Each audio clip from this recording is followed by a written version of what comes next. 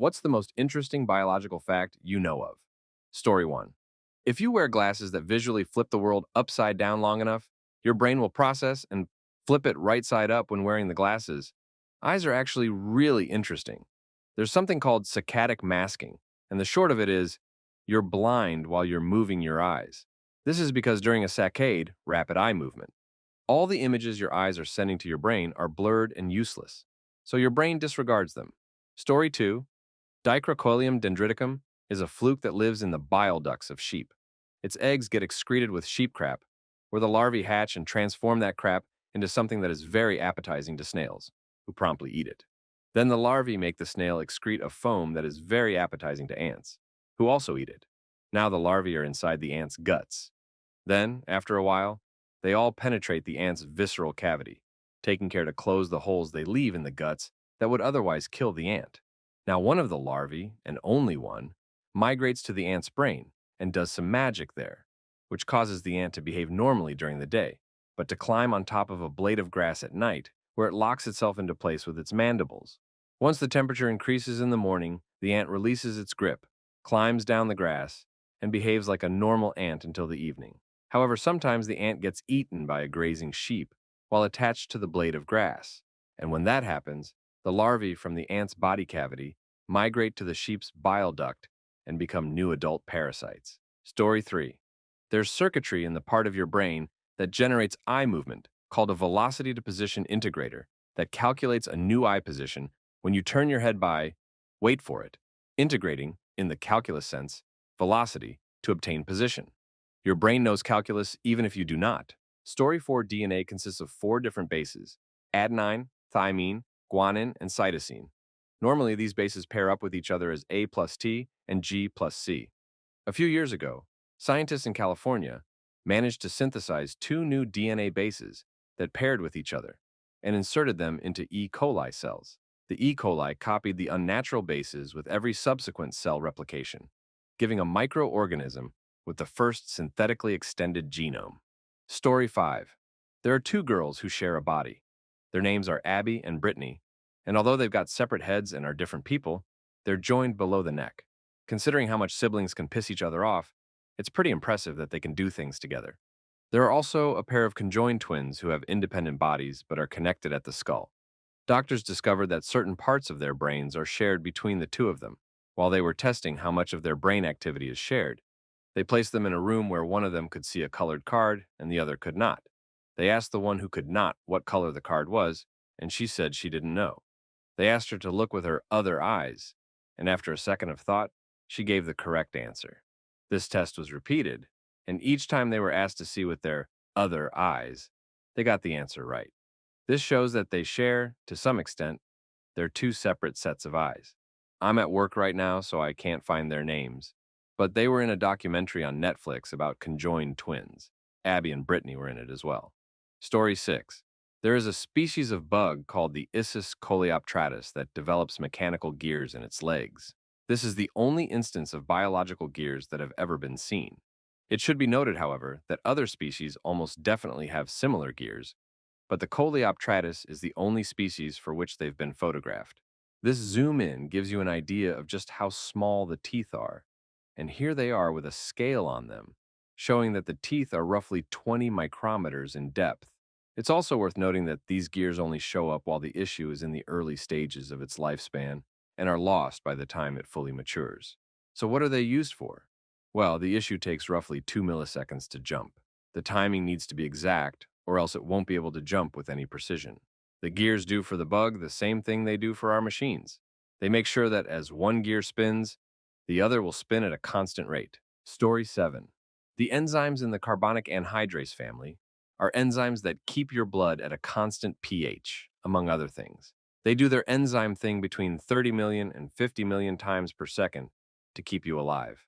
These things occur to me every once in a while. I believe it was Carl Sagan who said, "Within us is a little universe. We are us, an individual. Each of us is a person. But inside all of us is a massively complex network of chemicals and microorganisms that work constantly to keep us alive. Just imagine the billions and billions of tiny organisms in your body that work to keep you alive. To them, you're a massive continent. You are the Mother Earth, which keeps them alive. Story 8% of men have some sort of color blindness, while only 0.4% women have color blindness. This is because genes that code color vision are the X chromosome, which women have two of. 2 to 3% of women are also tetrachromats, which means they have 4 color cones. The average person is a trichromat, meaning they have 3 color cones. Colorblind people are dichromatic, and fully colorblind people are monochromatic. Most tetrachromatic women aren't functionally tetrachromatic, though, meaning they can't see the fourth color just like the rest of us. But one true tetrachromat was discovered. The creature with the most advanced eyes is the mantis shrimp, which have 16 different color cones. My favorite creature is the cuttlefish, which is completely colorblind, but are able to actively change their skin color to match their surroundings, even in complete darkness. Story 9. Inside the cooling tower of Chernobyl, there's a mold growing. It can feed on the radiation there the same way plants can feed on sunlight. And no, you won't get radiation poisoning from eating it, the same way you don't get a sunburn from eating lettuce. And no, it doesn't clean up radiation, just puts it to use. And no, it isn't going to survive a nuclear apocalypse all that much better than any other plant. It can eat some radiation, but if it's too much for humans to survive for any significant time, it's too much for the mold. Story 10. Male lions pass on a gene to make their offspring big, so they can compete for dominance in a pride. Female lions pass on a gene to cancel this out, so all her children have an equal chance. Tigers are solitary hunters. They don't need to compete for dominance and don't pass on the get big gene. So female tigers don't pass on a gene to cancel it out. So when a male lion mates with a female tiger, he passes on the get big gene, and she doesn't cancel it out. So the resulting offspring, ligers, get huge. Story 11. We only use about a third of our muscle fibers at any given time, even when it feels like we are really pushing ourselves. It's the way our muscles deliver power most efficiently. However, during life-threatening situations, our bodies can activate all muscle fibers in order to save ourselves, causing superhuman strength. A man that was once about to die managed to lift a 1,200-pound rock in order to save himself. They actually made a quite interesting documentary about this. Story 12. The corpus callosum is the area of the brain connecting your right and left hemisphere of your brain. There are certain procedures where this will be severed to help the patient. But what is interesting is that both hemispheres continue to function fine. However, they don't communicate. There have been studies with patients that have had this done to them, and they find one hemisphere can be functioning without their conscious knowing. Look it up, it's very interesting. Bicameral mind theory. It's been theorized that this is how primal humans processed the here and now, with the memory and experience component of the brain functioning beyond the conscious and offering help in the form of auditory hallucinations. It's also been proposed, and more recently found true with brain scans, that this is similar to how a schizophrenic's mind works. Story 13. Plants turn sunlight, water, and carbon dioxide into oxygen and sugars, while animals turn sugars into movement, carbon dioxide, and water. The thing that blew my mind about plants is that, whereas we are made up out of what we eat, mainly the proteins, plants are made up of what they breathe. The carbon dioxide they absorb for photosynthesis is what constitutes their carbon mass, and then they release the oxygen. The roots merely absorb water and minerals, etc. We are what we eat, plants are what they breathe. Story 14. In bacteria, there's something called quorum sensing. Put really simply, there's a feedback loop that won't turn on certain things until the population reaches a sufficient size. For example, say you've got 1,000 bacteria. At that level, they won't produce any of protein X, but when there are 2,000, now they all produce it. Now here's where things get crazy.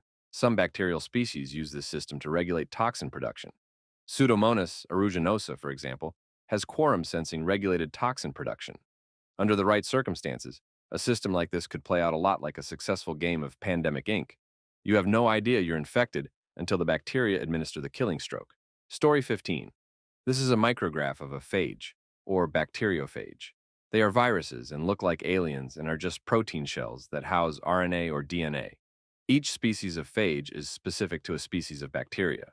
When they find their bacteria, they latch on and inject the RNA. This overrides the bacteria's cellular functions and forces the bacterial machinery to use all of its resources to manufacture as many phages as possible. After a set time period, the bacteria walls explode and millions of phage pour out of it in search of more. Story 16. People who develop aphasia, a sudden loss of the use of language, be it understanding the language, writing it, talking in it, etc., can retain use of languages if they aren't their native language. For instance, if you're a native English speaker who learns French and German later in life, the aphasia hits all the different languages differently. You might have absolutely no ability to use or understand English, but still be able to speak French, but not understand it, and read German, but not speak any. There have been a few reported cases of this sort of thing happening in the past century. Story 17. The phantom limb phenomenon. If you lose your left arm, then someone touches your right cheek. You'll feel that touch on your left hand as if it were still there and not amputated. That's because the area of your brain that senses touch on your cheek is right next to the area that senses touch on your arm. And if you lose that arm, the cheek area of the brain will fill in for the lost arm area. Story 18. The chicks of the Hoatzin bird have claws on the edges of its wings, which are allegedly used to grasp branches in the Amazon. They recede as the birds mature. Termites, being part of the insect order Isoptera, are unrelated to bees/wasps/ants, which are part of Hymenoptera. This means eusocial systems involving colonies, queens, and hives evolved more than once in insect evolutionary history. Ruby-throated hummingbirds are extremely aggressive with each other and will chase each other through your yard in attempts to drive intruders away. There are solitary wasps that cannot sting, known as the ichneumon wasps. They supposedly were the basis for the life cycle of the xenomorph from the film Alien. However, the ichneumon wasps are vital predators of wood-boring beetles. Without the ichneumon wasps, entire forests would be decimated. An insect's nervous system is located ventrally, while the heart is located dorsally. Story 19. There is a nerve controlling your neck that, instead of routing directly to the spinal cord a few inches away, travels down into your chest and loops around your aorta before connecting to the spinal cord and brain. It's several times longer than it needs to be. That's because it has existed since the times when our ancestors were fish and had a more efficient path back then, before, well, necks. When necks evolved, that nerve was in a position that made it gradually lengthen instead of taking a shortcut. Here's the really fun thing. In giraffes, it's over 5 meters long, all to carry a signal a few inches. Creationists love hearing about this. Story 20. From HS Bio. If you have a biological female stand with her arms at her sides, the inside of her elbow joint points forward, the back part of her elbow points backwards. A biological male's inner elbow points toward their body, outer points outs. In essence, a woman's arms when standing at rest seem to highlight her curves. A man's arms when standing at rest make him seem bigger, is how my bio teacher explained it. Story 21. The fight or flight response activates when I'm trying to order a taco.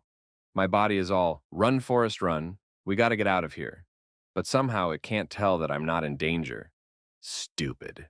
Listen to your gut. Trust your instincts.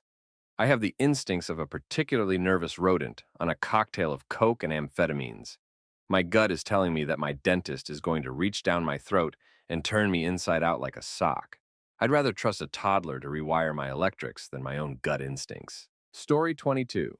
Probably how helpless newborn babies are. You see other mammals like deer walking almost immediately after being born. Human babies can't even crawl until after a period of time. That's a feature, not a bug.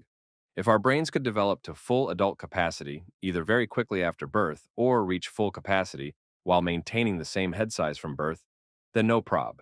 The whole reason, by most experts, as to why we don't develop our cortex to its full capacity until approximately 18 years after gestation is that our heads would be too big to pass through the birth canal. Ouch. Asterisk EMA. Add to this another flaw. We go through puberty with its rush of unfamiliar hormones that produce radical changes and cause generally confusing times to most kids. We do this before we have impulse control and sound judgment development in the brain needed to navigate these changes. That seems like a very dumb order to put those in. Story 23 pain. Like I get the purpose. Hey, idiot, don't touch hot things. But crap. Couldn't it just be like a quick jolt, like a warning signal instead of, remember that time you slept funny? Well, now you have neck pain for a week. I had random neck pain so severe that I couldn't turn my head left or right. I couldn't sleep and I had to take ibuprofen morning, noon, and night for almost an entire year. And the reason? Stress. Just that. just stress. Not that having intense pain wasn't stressing me out even more, but yeah, that was a crap year. Nearly cried from the pain because I was so upset I couldn't fix it or anything, and I couldn't figure out why I was like that. I think what cured it was that I got into gardening that year. Every morning, I sat outside admiring my work in my garden, watching the birds, then focusing on tending my garden, being out in the sun, being active. Slowly, it worked. Seriously, gardening has been the best medicine for my anxiety. Well, that and actual medicine. But pills can only do so much. It's still important to make better life choices and find outlets like that. Story 24. We are only capable of sensing sound and light within very narrow ranges of frequencies, so we miss stimuli outside these ranges. Our capacity to consciously perceive stimuli is quite limited, so most of the signals we receive are automatically filtered out as noise by the thalamus. We are very good at honing in on patterns that are often very subtle, but that also causes pareidolia, the tendency to recognize patterns that aren't there, especially if we have been primed to see them. On top of that, our memory is unreliable and vulnerable to alteration.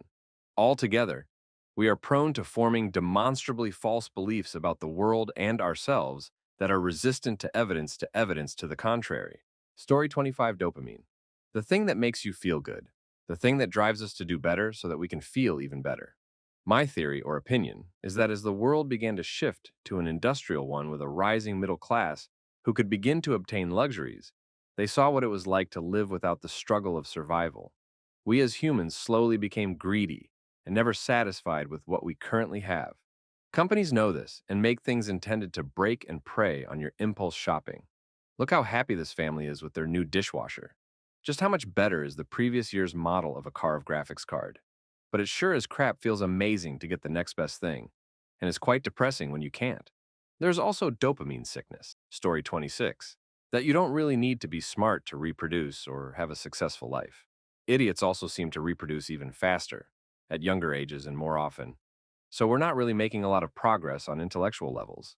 Sure, when we were still cavemen and farmers, it wasn't required to have a majority that is smart, but nowadays where we are replacing low-educated jobs with robots and whatnot, we seem to require more smart people and less dumb people.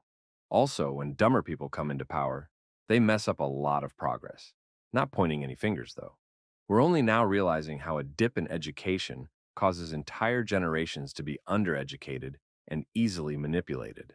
Though it's not only the lower end of the spectrum that is being manipulated right now, it's obvious that with democratic elections, it's better to have more highly educated people to elect a proper government than a low-educated population electing a corrupt government. And not just that, it's also other ways people are being manipulated. Many religious folks and religions wouldn't be so successful in manipulating people to give their wealth and power away like they did now. To me, it seems like a half-arsed solution to very complex issues or very negative outcomes. Dying isn't pretty. We'd like our loved ones to still be somewhere after they die, instead of that being the end, and has only made things a lot worse, though I'm sure it would have been replaced by other issues too. Story 27. You can fall from a plane with no parachute, break several bones that are notoriously hard to break, have your heart stop from the impact, then have your heart restarted by being attacked by fire ants, and live to make a full recovery. It happened to a woman. Either her chute malfunctioned or didn't open, I don't remember. But you can also fall over and hit your head from standing height while not moving at all, and die. Runner up, FOP, the genetic disease that makes every injury, however minor, drag you one step closer to your body being an immobile cage, frozen in place as your muscle, skin, cartilage, and anything else you damage becomes replaced with bone. You can't cut the bone off because the surgical site will heal with more bone, and what was cut off will grow back. Your skeleton will fuse into a solid mass, to the point where you have to one day decide whether you want to be frozen for the rest of your days in a sitting or standing pose. Story 28. We don't have tails, we don't have super senses, and we don't have any natural weapons in our bodies. I mean, I have seen frogs break their bones on porpoises and expose them, and use them as makeshift knives to defend against predators. We don't have super regenerative abilities just like the axolotl. We can't change the texture of our skin or color of it just like the octopus. And also, we can't shoot out ink like squids. We don't live as long as the whale. You're welcome now to see that we are pretty weak without tools. Also, forget to mention that we don't have strong or powerful teeth just like the crocodile, alligator, lion, cheetah, tiger, and so on. Story 29. This is kind of both a pro and a con, but it would be thinking. Sure, it's what really makes us the most dominant species on the planet, as we can invent things and make our life better. But overdoing it really stops you in your tracks. And instead of actually doing something to improve or progress, or just